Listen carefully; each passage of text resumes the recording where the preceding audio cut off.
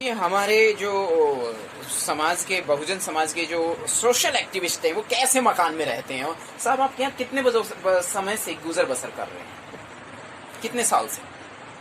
मेरे को 83 में मैं यहाँ पे आया था जी।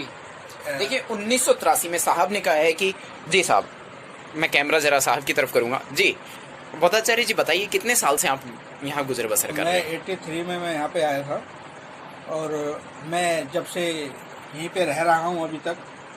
और 91 में मैं समता सिंह दल के माध्यम से बाबा साहब के विचारों से जुड़ा और तथागत गौतम बुद्ध के विचारों से जुड़ा। और तब से अब तक मैं समता सिंह दल के माध्यम से लोगों के, बहुजन समाज के लोगों के लिए, मैं बहुजन समाज के लोगों के लिए जो है मैं बुद्धिज्म को फैलाने का कार्य कर रहा हूँ। बुद्धिज्म का प्रचार प्रसार में लगे हुए हैं। और जो वंदना आपने अभी सुनी थी वो साहब ने, बोधाचार्य जी ने ही बोली। जो दुर्दशा हो रखी है इसके विषय में क्या बताएंगे आप? कि मतलब इससे आपको डर नहीं लगता किसी अर्थक्वेक में? देखिए दीवारें कैसी हो रखी हैं, ये सब कभी गिर सकता है। मैं कैमरा फोकस कर रहा हूँ, देखिए मैं छत की तरफ भी कैमरा ले जा रहा हूँ। ये एक छोटा सा कमरा है और ये पर्दे के पीछे एक इसी प्रकार की एक दीवार है जो बड़ी, मतलब ये देख सकते हैं किस दशा में रह रहे हैं। मैं आपको पूरा दिखा रहा हूँ। पूरी दीवार में तरेड़ आई हुई है और एक भयानक तरेड़ है। कभी भी किसी भी अर्थक्वेक में, भूकंप में मकान, ये देखिए इवन फर्श पे भी आवाज आती है। देखिए दोस्तों हमारे बोधाचार्य जी किस तरह के मकान में रहते हैं। साहब जरा आवाज, ये जरा सा पैर मारते ही, यानी हम अपने सामान्य घरों में रहते हैं, वहां हम अपने इस तरह से पैर मारेंगे तो ऐसी आवाज गूंजेगी नहीं। और यहाँ जी ये आप सुन रहे हैं आवाज कैसी है कि जरा सा एक भूकंप का झटका ये पूरी जो भी छोटे से मकान है इसको लेके गिर सकता है। और इसमें कितने साल से सर, मतलब इन्होंने बताया कि 1983 से यहाँ पर ये गुजर बसर कर रहे हैं। मैं मकान के और भी पोर्शन आपको दिखाऊंगा, आपको बड़ी हैरत होगी। देखिए छत को किस तरीके से रोक रखा है, टुकड़ी को किस तरीके से रोका है। जरा सा धमाका ये इसे गिरा सकता है। और विपक्ष तो बड़ा मुस्तैद है, बड़ा अच्छी बेहतरीन हालात में है। उसे हमारे इस रहन सहन पे हंसी भी आएगी। आप चारों तरफ से देख सकते हैं कि हमारे जो बोधाचार्य जी किस तरीके से गुजर बसर कर रहे हैं। ये देखिए छत को कैसे रोक रखा है। साहब आपको डर नहीं लगता कि आप इस तरह के माहौल में रहते हैं? ये देखिए अर्थक्वेक में आपको दिखा रहा हूं, ये पूरी तरेड़ जा रही है और एक गहरी तरेड़ है और ये कोई मामूली तरेड़ नहीं है। दीवार के कॉर्नर पर देख रहे हैं ना आप, यहाँ हमारे बोधाचार्य किरणपाल बौद्ध जी रहते हैं। ये मकान के दूसरे दायरे में आ गए हम और सामने आप दीवारें देख सकते हैं। जिस इंसान ने 30 साल समाज को दिए वो कैसे मकान में गुजर बसर कर रहे हैं। एक छोटी सी दुकान है रोजी रोटी के लिए, रोजगार के लिए। इनको किसी से दान दक्षिणा लेना अच्छा नहीं लगता। और ये अपना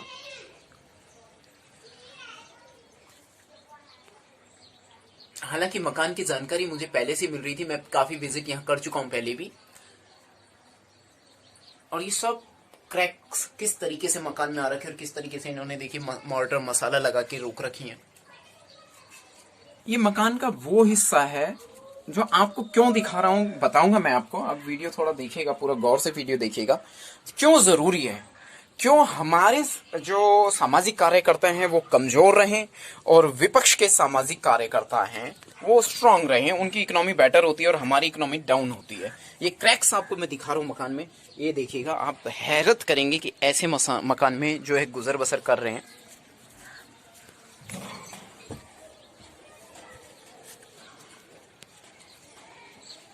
ये देखिए, ये साहब आपको डर नहीं लगता कोई भूकंप में ये सब गिर सकता है, कुछ भी हो सकता है। इतने भूकंप आते हैं, एक साल में एक आध भूकंप तो अच्छा खासा आ ही जाता है। अब क्या ये मकान की हालत भूकंप में हुई है या समय के साथ किस तरीके से? समय के हिसाब से ये हालत हुई है। काफी पुराना मकान है जी, काफी जर्जर अवस्था में मकान है।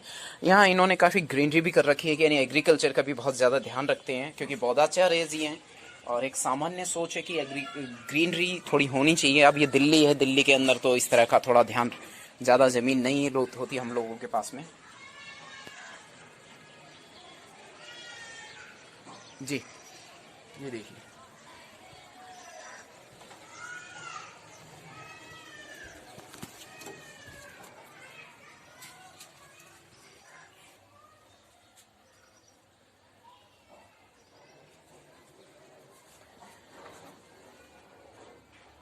ये मकान के अंदर का हिस्सा है।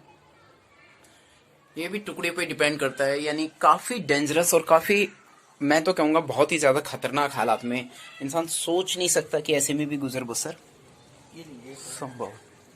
जी, ये सब ले लें।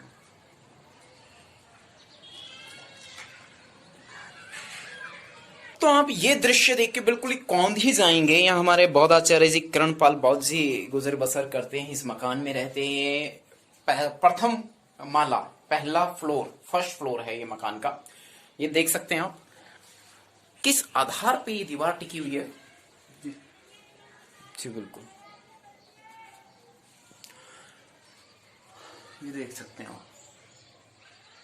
जबकि आसपास में काफी लोगों के मकान अच्छे खासे बने हुए हैं, सेम मतलब नहीं है, लेकिन यहाँ जो कमी है एक हमारे क्रांतिकारी के, हमारे जो सामाजिक कार्यकर्ता हैं, साथियों, बौद्धाचार्य किरणपाल बौद्ध जी यहाँ पे विपश्यना करते हैं। जी साहब, विपश्यना के विषय में बताएंगे, कितना समय देते हैं विपश्यना को रेगुलर? विपासना में मैं 4 बजे उठता हूँ और 4:30 बजे विपासना के लिए बैठता हूँ। 5:30 बजे मैं सुबह उठता हूँ रेगुलर। जी जी साथियों, क्यों परिचय दिया जा रहा है मैं बताऊंगा आपको। ऐसा नहीं लगता कि कभी भी गिर सकता है? आपको सब डर नहीं लगता? डर तो लगता है जी, लेकिन क्या करें, मजबूरी के कारण यहाँ पे रहना पड़ रहा है, अन्य कोई विकल्प भी नहीं। जी।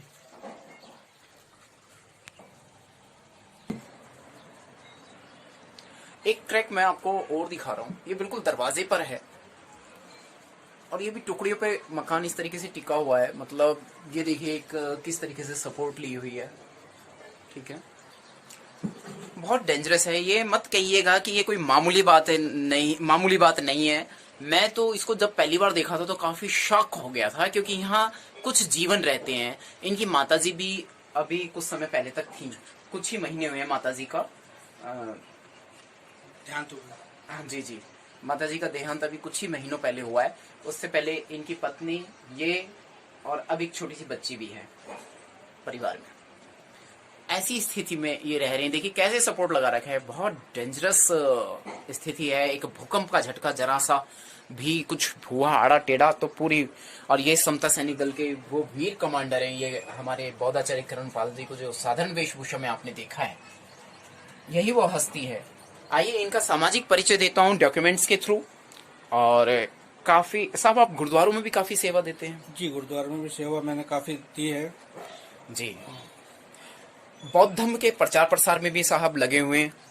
जी जी, मानव सेवा सबसे श्रेष्ठ सेवा है। जो जिस माध्यम से भी सेवा हमें मिलती है, हम उसी माध्यम से सेवा देते हैं। बौद्धिज्म तो इस भारत देश का सर्वश्रेष्ठ धर्म है जी, और इस भारत देश के अंदर ही पैदा हुआ और इसी देश के अंदर इतना फला फूला। और अब उसके बाद में बुद्धिज्म धीरे धीरे इसका सुकड़ाव जो हो रहा है, हम चाहते हैं कि उसका फैलाव इस भारत देश के अंदर ही हो। जी बिल्कुल। दुनिया, भारत से ज्यादा बुद्धिज्म बाहर माना जा रहा है इस वक्त वर्तमान में, पिछले कई वर्षों से। जी, बहुत सारी बौद्धिज्म कंट्रीज हैं, उनका भी मैं डिटेल आपको दूंगा। मैं तो समझता हूँ साथियों, आप गंभीरता से लीजिएगा।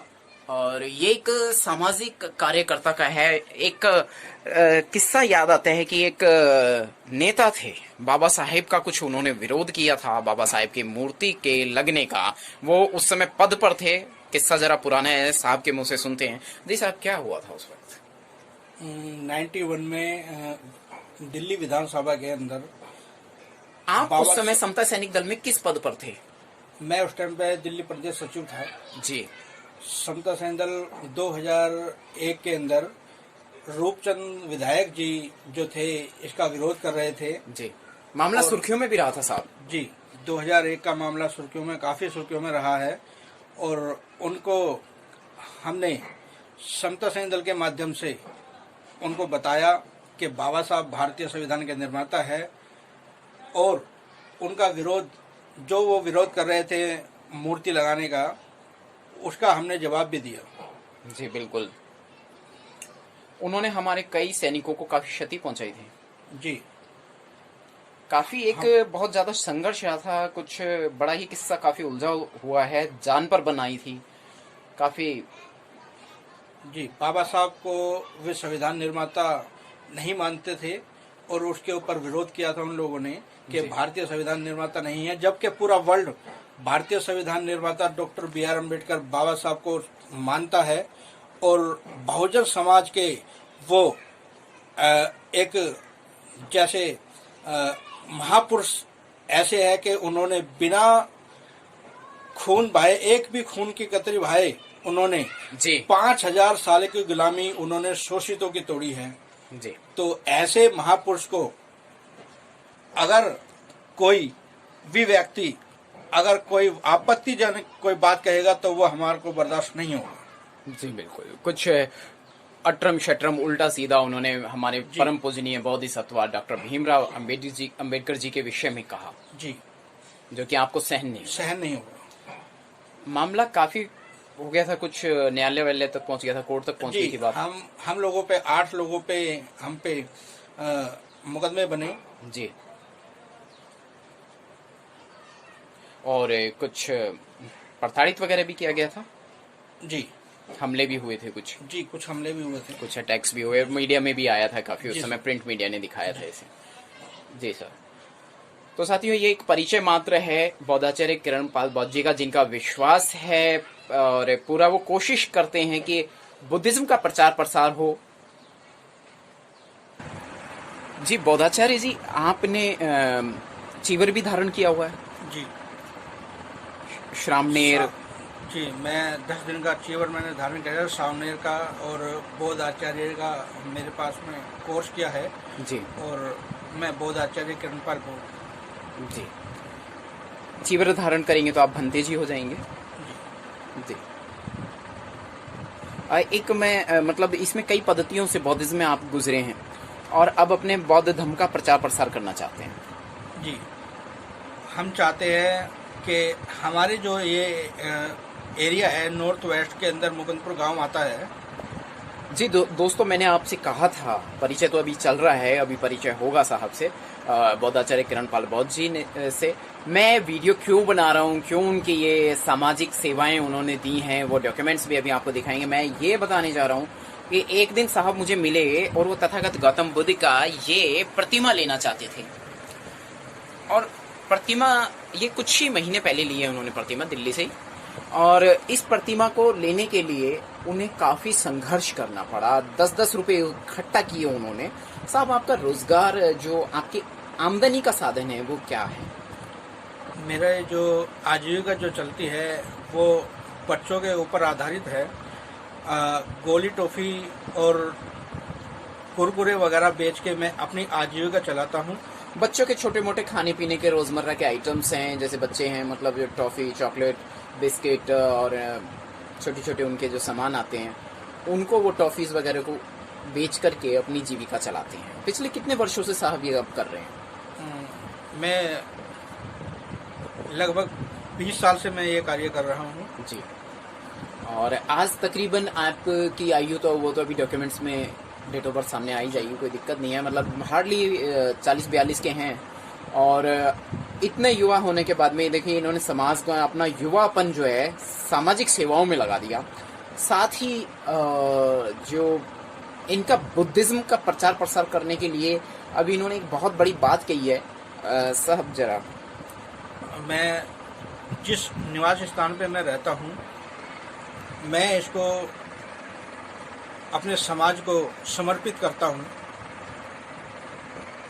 जी, मैं चाहता हूँ कि इसके माध्यम से हमारे पास में जो है बौद्ध विहारों की कमी है, मैं इसको अपने निवास स्थान को बौद्ध विहार में बदलने का कोशिश कर रहा हूँ जी। और बुद्धिज्म को आगे बढ़ाने का कार्य हम करते रहेंगे। इसको मैं दान में दे रहा हूँ।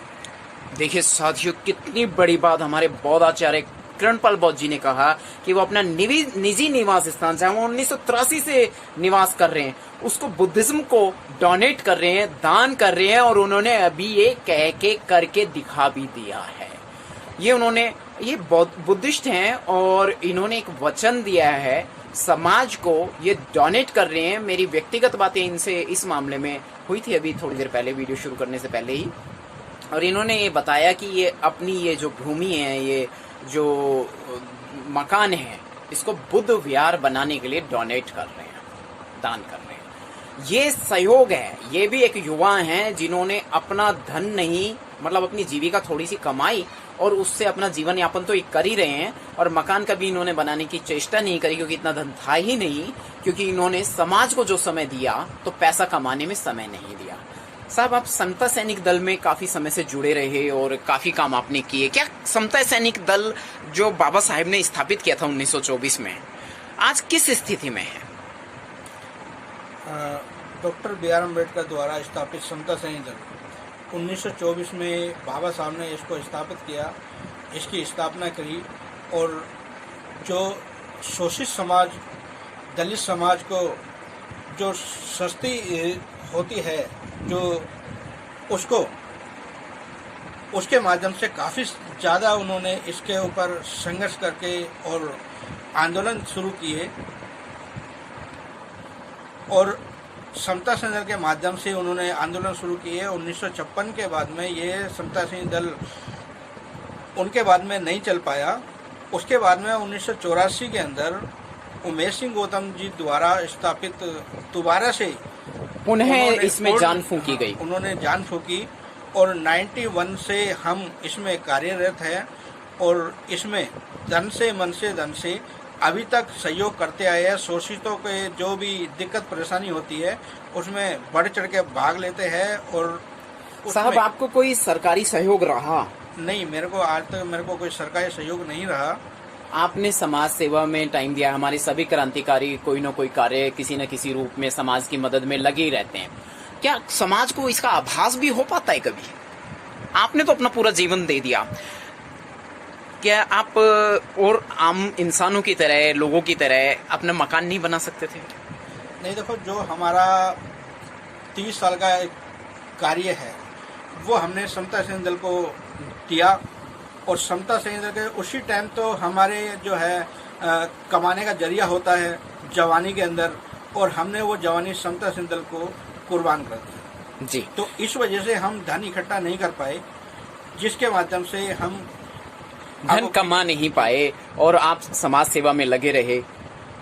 साहब, मेरा सवाल ये है कि आप समाज के लोगों को क्या इसका एहसास है कि किरणपाल बौद्ध नामक एक व्यक्तित्व है, युवा है, और अपनी जीविका तो वो कमाता है बच्चों की टॉफी बिस्किट बेच करके, लेकिन उसने धन अर्जित नहीं किया कहीं भी, कभी भी, किसी भी वजह से, कि वो अपना मकान बना लेता, आज एक बेहतरीन मकान यहाँ हो सकता था। जी, सभी समाज के जितने दिग्गज व्यक्ति है उनको सभी को इतना एहसास है कि भाई सर, वो लोग जो समता सैनिक दल में कार्यरत हैं वो तो आपको जानते हैं, लेकिन नॉर्मल पर्सन क्या आपको जानते हैं? ऐसे ऐसे समाज के लोग आपको जानते हैं कि भाई उनको कोई फर्क मतलब महसूस हुआ कि भाई आपने अपने पूरे 30 साल का जो जवानी का समय है वो समाज सेवा में गुजार दिया?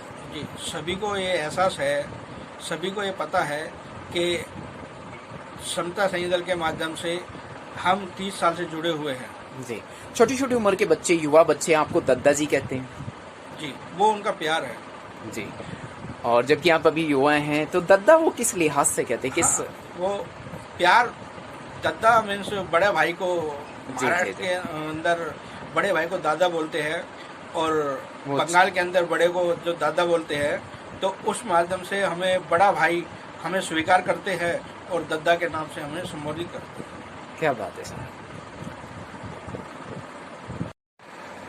जी, बौद्धाचार्य किरणपाल बौद्ध जी, आपसे एक सवाल है मेरा छोटा सा कि आप अपना बुद्धिज्म को, बौद्ध धम्म के प्रचार प्रसार के लिए अपना जो निजी निवास स्थान है वो दान में कर दिया है आपने, कह करके अभी आपने ऐसा कहा है।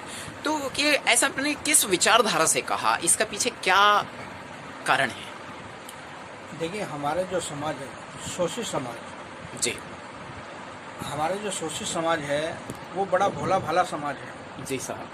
वो अपनी दाल रोटी जो रोज़मर्रा पे जो रोज़ कार्य करता है उसको ही अपना विकास समझ बैठा है। तो हमारे